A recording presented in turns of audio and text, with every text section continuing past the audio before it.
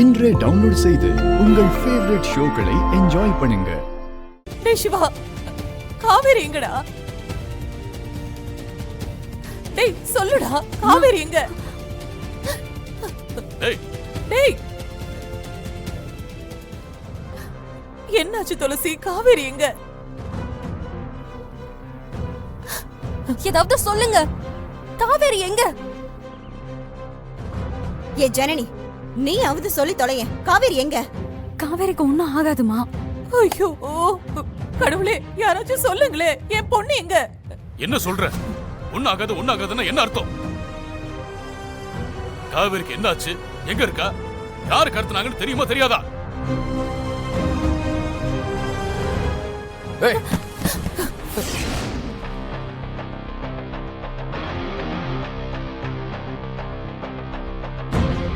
இனி ஒரு நிமிஷம் கூட நீ இந்த வீட்டுல இருக்க கூடாது. முதல்ல வெளியே போ.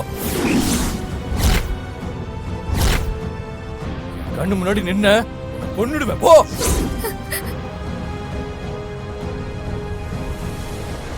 ஏ சிவா, என்னதான் நடந்தது? காவேரிக்கு என்னாச்சு? ஜனனிய நீ ஏன் வீட்டை விட்டு வெளியே போக சொல்ற? மச்சா, காவேரி காணாம போனதுக்கும் ஜனனிக்கு என்ன சம்பந்தம்? எதுக்கு ஜனனியை திட்டுற? கோயிலுக்கு போறதா போய் சொல்லி காவேரிய கூட்டிட்டு போய் மேகல தம்பி தாஸ் கிட்ட கொடுத்தது ஜனனி தான்.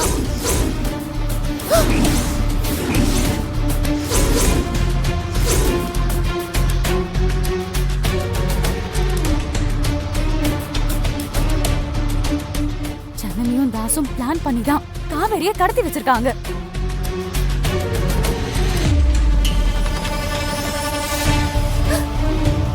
பாவி, என்ன பண்ண? என் பொண்ண என்ன பண்ண? என்ன தைரியம் உனக்கு? ஐயா ஐயா அப்பா, ஐயா விடுங்கப்பா, வேணாம் விடுங்கப்பா.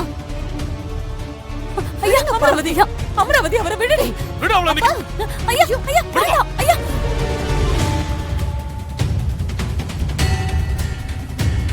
ஐயா சொல்றத கேளுங்க ஐயா. நீங்க ஒரு நிமிஷம் போங்க. வாங்கப்பா. ஐயா கோவப்பட்டாலாம் எதுவுமே நடக்காது. என்ன பண்ணலாம்னு முதல்ல நம்ம யோசிக்கலாம். இதுல மேகலையும் சம்மந்தப்பட்டிருக்கா. துளசி, கொஞ்சம் ஏமாந்தாலும் தாஸ் கல்யாணம் பண்ணி மாலையும் கழுத்துமா இங்க கூட்டிட்டு வந்துருவான். நம்ம காவேரியை கண்டுபிடிச்சு காப்பாத்திட்டு அதுக்கப்புறம் என்ன வேணாலும் பண்ணலாம்.